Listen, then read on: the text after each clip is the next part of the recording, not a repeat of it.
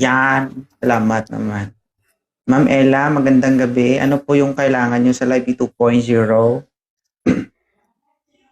Try ko lang maghanap ng jowa dito. Ilang taon ka na? 24 po.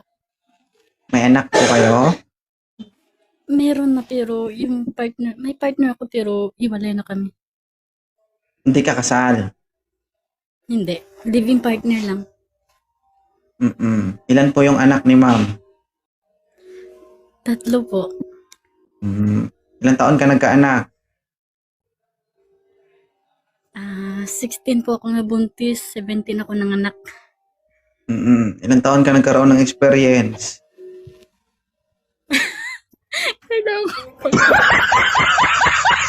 Ha? Doon natin malalaman. Yun sabihin.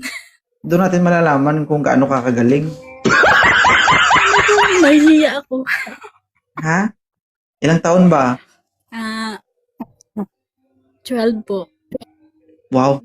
Galing. Okay lang yan. At least sa murang edad nakatatlo ka na. Anong gusto mo sa lalaki? Ano po?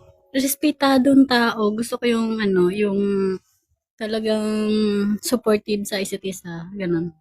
Gusto mo yung marespeto? Oo. Tsaka responsable din. Matagal ka na sa ibang bansa? Bago pa lang ako dito, magsi 6 months na ngayong katapusan. Kung gusto mo respetado, hindi ka maka-score sa partner mo. Okay lang sa'yo.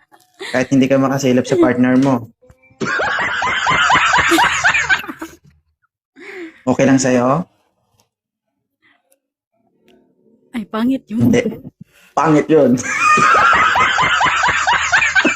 Pangit Bakit talaga, pangit pa? talaga. Pangit yung hindi makasilip? Mm-mm. Okay ka lang? Kaya mo pa? Nahihiya ako sa live mo. Hindi, pinapangiti lang kita. So, ang gusto mo sa lalaki ay marespeto at suportado. Mahilig, kumbaga, kaya kang suportahan sa lahat ng ginagawa mo.